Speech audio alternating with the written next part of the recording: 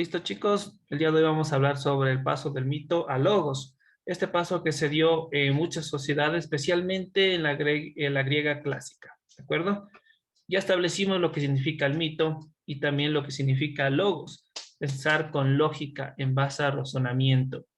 Vemos acá, porque aparece la filosofía en Jonia, en las colonias griegas y en el Asia Menor del siglo VI antes de Cristo y no en ninguna otra parte del mundo. Entonces ya lo vimos, existían razones, había demasiado tiempo libre, también acceso al mar Mediterráneo, que era algo importante para el plano comercial, intelectual, también especialmente la gente de aristocracia tenía demasiado tiempo de ocio para hacer.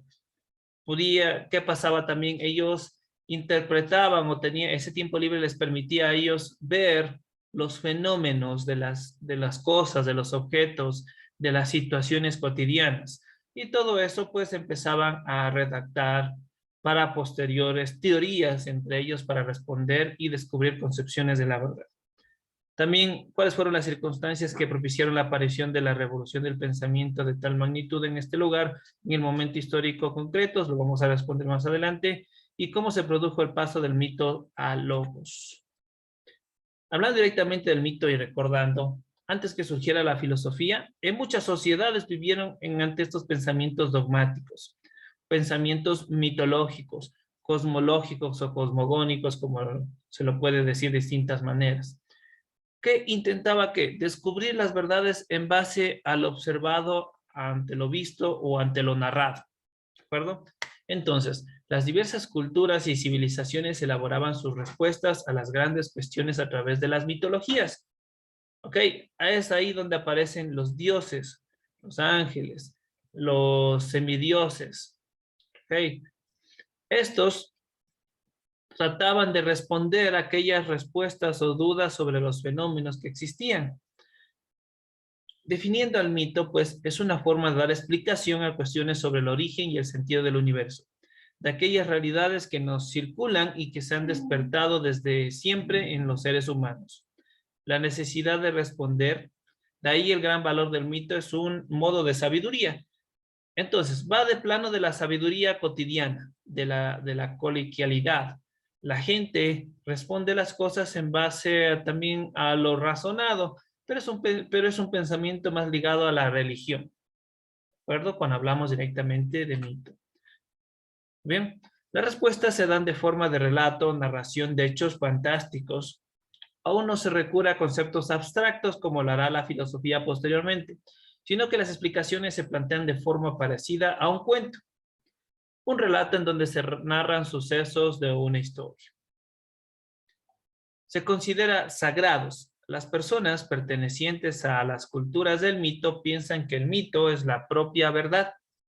Hasta en el momento actual en el que vivimos, la gente piensa que ciertas partes de la mitología son ciertas. ¿Ok? Por ejemplo, en la India todavía siguen creyendo en la reencarnación. Acá en la actualidad hay personas que viven creyendo esto, en la reencarnación. ¿Ok? La reencarnación, un producto de purificación del alma. Renaces tantas veces hasta que tu alma se purifique y podrás y recién ahí ingresar al cielo. Mientras tanto, seguirás reencarnando. Tuviste una vida de forma, como persona mala, irás reencarnando de forma retroactiva, es decir, te vas a hacer un animal inferior. Pero si reencarnas en un animal superior, significa que tu alma se está purificando, etcétera. También se consideran sagrados. Las personas pertenecientes a las culturas del mito piensan que el mito es la propia verdad revelada por los dioses, la que se nos muestra a través del relato mitológico. El mito es imaginativo, es fantástico. Las respuestas se buscan a través de la imaginación. Esta es la forma en la que inicialmente los seres humanos respondemos a los enigmas del mundo desconcertante. El niño por naturaleza es imaginativo, o el ser humano también. A veces nos ponemos a imaginar un montón de cosas para descubrir la razón. De ahí nace la mitología. Por ejemplo, imaginar que mi novio no me responde porque ha de estar haciendo un montón de cosas malas. A veces el novio está trabajando. Y empiezan a imaginar un montón de cosas en su mente Y va parte de mitología también ahí, porque empiezan a divagar muchas cosas. No me responde, pero está en línea, pero no me responde, al estar haciendo otra cosa, al estar hablando con aquella chica, etcétera. En base a la imaginación aparecen ciertas cosas que no son reales, no permiten descubrir la verdad en base solo a la imaginación. ¿Ok? Recurre a seres antropomórficos dentro del mito. ¿Qué quiere decir antropomórficos? Mitad, sí, una combinación entre animal y persona. ¿Ok? Dioses con forma humana o agentes y fuerzas de la naturaleza humanizados y personificados. ¿De acuerdo? Cada uno tenía una distinta función. Por ejemplo, los titanes como Atlas, el que sostiene pues el mundo entero en sus hombros. ¿Okay? Es, por ejemplo, la figura de Atlas lo podemos encontrar a las afueras del Estadio Atahualpa, acá en la Carolina, ¿no? Ustedes lo pueden ver a Atlas y por encima de sus hombros, pues, al mundo. Sí, les sugiero fijarse en eso. Ese es Atlas, ¿no? Los mitos ofrecen una respuesta arbitraria a aquello que pretende explicar, ya que no puede justificarse en base a razones ni argumentos. Es por tanto dogmático. Algo relevante como característica principal de los mitos es que es dogmático. Es decir, un aprendizaje o un conocimiento unívoco que siempre debe ser real, que la gente cree que es verdadero siempre y que no hay respuesta que vaya o que diga que se equivoca o que es contrario. Entonces, su verdad se sustenta en la fuerza de la autoridad y la tradición. No se recurre a razones como lo hará más tarde la filosofía en base a pensamientos mucho más ordenados. Y no podrá ser cuestionado ni sometido a la crítica. La mitología por lo general es anónima, va de boca en boca, al tenerse por una verdad al origen divino. El ser humano que cree en los mitos se considera a sí mismo como un mero transmisor. Porque mi amigo me contó el mito de que existe el duende en el bosque tal, tú le cuentas a tu otro amigo y esto se hace como el efecto del teléfono descompuesto y resulta que al final acaban siendo 10.000 duendes y no solo uno. ¿Ok? Entonces, suele ser por lo general la persona que cree en el mito un mero transmisor de la verdad, situada por encima de él, nunca se considera como su creador. Simplemente es un aprendizaje coloquial. Cumple una importante función social, proporcionado una fuente de cohesión, es decir, dando unidad e identidad a los pueblos y culturas que creen en ellos. Además, cumple una función práctica. No solo se proporciona de respuestas, además permite tomar partido en aquello que nos preocupa a los seres humanos, a través de ritos como representaciones teatrales, oraciones y sacrificios. Los seres humanos en aquel entonces pretendían ganar a favor de los dioses y aplacar su ira. Ejemplo, en los antiguos aztecas y mayas realizaban sacrificios humanos de personas que estaban vivas en ese entonces. En el momento de la ceremonia se los acostaba y como eran pirámides súper altas, se abría el estómago, se metía la mano, se sacaba el corazón, la persona viva podía ver, lo último que veía era su corazón latiendo hasta desfallecer. Te dice que estas pirámides se llenaban tanto de sangre que se tornaban rojas todas sus escalinatas. ¿De acuerdo? ¿Para qué lo hacían? Pensamiento mítico, cosmológico. ¿Qué buscaban? Opacar la ira de los dioses. ¿Ok? En la sociedad griega arcaica existía la aristocracia. Estamos estudiando ciudadanía. Vemos que existen los ciudadanos y tenían ciertos derechos y privilegios. ¿Ok? Entonces, esta aristocracia griega o la nobleza guerrera detentaba poder, establecido en el plano moral un modelo de hombre ligado a virtudes de un héroe. La victoria, la fuerza, la valentía, la fama, el linaje y el éxito, que también se ve plasmado como forma correlacional a los dioses. En esta sociedad, el pueblo se dedicaba a la agricultura y la ganadería, al igual que el resto de las culturas de mentalidad mítica que pueblan la tierra. Pero en Grecia, el desarrollo del comercio conllevará importantes avances. Uno, esplendor de las ciudades costeras, un mejor intercambio comercial. Dos, enriquecimiento de los comerciantes, aparece el ocio. ¿Sí? Cuando la gente tenía mucho dinero, también tiene ocio, tiene tiempo libre, pues. Y También la aristocracia, como tenía acceso a todo, a esclavos, a comida, a salud, etcétera, tenían demasiado tiempo libre. No existían las redes sociales en ese entonces. Posteriormente crean teorías nuevas, como por ejemplo la democracia. También en Grecia existía el contacto con otros pueblos y culturas, que facilitó el intercambio de pensamiento, el intercambio cultural e intelectual, nuevos saberes, tanto en el plano de la geografía y la astronomía. Y algo importante dentro de los pueblos, la invención de la moneda. Los griegos o los grandes navegantes contactan con otras culturas y se produce un intercambio de bienes y saberes, algo muy importante y resaltando, los saberes en el plano intelectual. Ciudades costeras como Mileto, Efeso alcanzarán un gran desarrollo gracias al comercio. Allí nacerán los primeros filósofos como Tales, Anaximandro, Anaxímenes de Mileto y Heráclito del Efeso o el Oscuro, como se lo conocía. Aquí podemos ver cómo era representado de forma cartográfica el mapa de Grecia. Entonces, había el intercambio comercial entre las diferentes polis y también con otros pueblos que estaban en el mar Mediterráneo. Dentro de la cultura, la ausencia de una casta sacerdotal fuerte terminará favoreciendo a la crítica. No existían, por ejemplo, religiones tan marcadas como la judeocristiana, ¿okay? O la católica, en la Edad Media, en donde tenía tanto poder en el Estado que si una persona estaba en contra del pensamiento, era condenado a la hoguera o era considerado blasfemo. ¿Okay? Y se lo asesinaba o se lo llevaba a los tribunales de la Santa Inquisición. Aquí no, no existía eso. No existía una fuerte casta sacerdotal. Existían personas que sí creían en los dioses del Olimpo, mas no era obligado.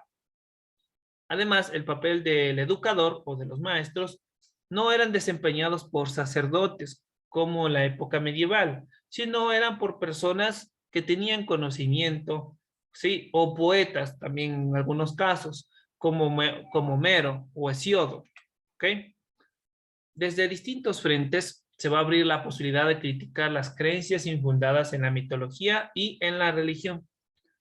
A partir de entonces, para que una respuesta sea tenida por verdadera, deberá justificarse racional y lógicamente, y esto es lo que se denomina logos. ¿Qué quiere decir esto? Y repitiendo, que a partir de los saberes que ya existían, mitológicos, y la gente empieza, ya tenía estas características, especialmente la de tiempo libre, ahora ellos querían encontrar la verdad de las cosas en plano o de la mano a justificar racionalmente y lógicamente. Esto es denominado el logos, es decir, la lógica. Ya no decir que la persona que se comió las bayas que estaban verdes y envenenadas le dolía el estómago porque Dios Zeus lo quiso así. No, ahora se dio cuenta que este señor estuvo ahí, comió algo que no debía comer y la hizo mal por eso. Entonces, grababan ese conocimiento de forma lógica, racional, decían, estas plantas no se las puede comer cuando están verdes, o estas plantas son venenosas. Y empezaban a diseñar ahí un pensamiento más lógico. Para nosotros nos parece obvio y chistoso, pero para aquel entonces esto era ya conocimiento, esto era ciencia, y aquí aparece una nueva, podemos decir, una nueva ciencia, empieza recién a aparecer una nueva ciencia, llamada la botánica o la biología, etcétera. Empieza una nueva ciencia en base a la lógica. Okay, por ejemplo, para nosotros es muy lógico esto, porque ya lo estudiamos desde cuando éramos pequeños, pero a ellos nadie les enseñó. Ellos en base a justificar, en base a la razón y de forma muy lógica, dejando atrás el pensamiento dogmático de las religiones, empiezan ahora sí a descubrir la razón de las cosas. El término griego logos significa palabra, lenguaje, razón, ley u orden natural. De ahí se deriva el castellano lógica. Cuando dice piensa de forma lógica, ¿qué quieren decir? Que dejes atrás las emociones, que dejes atrás la religión, que dejes atrás los caprichos. Sino decir, no, yo sé que de forma lógica el verde es verde porque lo veo con mis ojos y es verde. No puede decir, por ejemplo, un niño de 5 años que no es verde, es que no es verde, es rojo, pero tú los ves verde, es que no, que es rojo. Entonces, eso ya no es hablar de forma lógica, es hablar de forma subjetiva. ¿Ok? Entonces, cuando nosotros hablamos del logo, tenemos que expresar que las cosas o describir las cosas de forma objetiva. Se suele traducir por explicación racional o argumento racional. ¿Y por qué el verde es verde? ¿Ok? ¿Quién le dio esta denominación? ¿Ok? ¿Por qué no puede ser rojo el verde? Por esta distinción de colores, de forma lógica tú respondes. ¿Ok? Muy bien. Ahí va lo que les decía el ejemplo anterior. ¿Por qué los aviones tienen alas? Sí. Un niño responderá de distinta manera, pero un adulto no, por lógica te va a decir, porque obviamente ahí es donde van a hacer los soportes para sus turbinas y elevarse, y las alas les permite mantener el equilibrio dentro del aire, ¿no? De las corrientes de aire. Eso es explicar de forma lógica. No van a decir es que Diosito lo quiso así, porque los aviones fueron diseñados para volar y Diosito lo quiso así. No, esa es la forma de explicación lógica en base a los antiguos griegos. El descubrir la verdad en base a un análisis complejo y objetivo, dejando atrás caprichos personales. ¿Ok? Continuando, pues, el mayor descubrimiento de los filósofos griegos es la idea de la psiquis, o es decir, la naturaleza. Cuando hablamos de psiquis, lo natural se explicará por sí mismo, por sus propias leyes, ¿sí? Logos, sin necesidad de recurrir a causas trascendentales y sobrenaturales. Entonces, tú ibas a explicar por qué la lluvia cae. Entonces, no es porque un Dios está triste, sino que tú le explicas porque existe un fenómeno detrás de todo esto, un cúmulo de intercambios químicos que se dan en el cielo para producir la lluvia que parece a nosotros tan lógico. ¿Qué pasa cuando unas nubes se tornan negras? Es que va a llover. Nosotros descubrimos eso de forma lógica, ¿no? Por conocimiento y aprendido. Pero en aquellos tiempos ellos descubrir eso les costó. Más que todo pensar de manera mucho más lógica, de forma racional. Es por esto que a partir de entonces el universo se empieza a concebir como un cosmos, como un todo ordenado, cuyas leyes pueden ser conocidas e investigadas por el ser humano.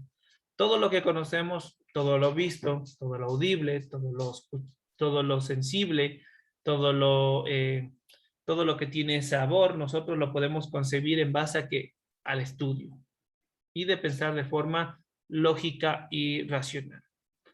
¿Ok? Muy bien, vamos a detener la grabación.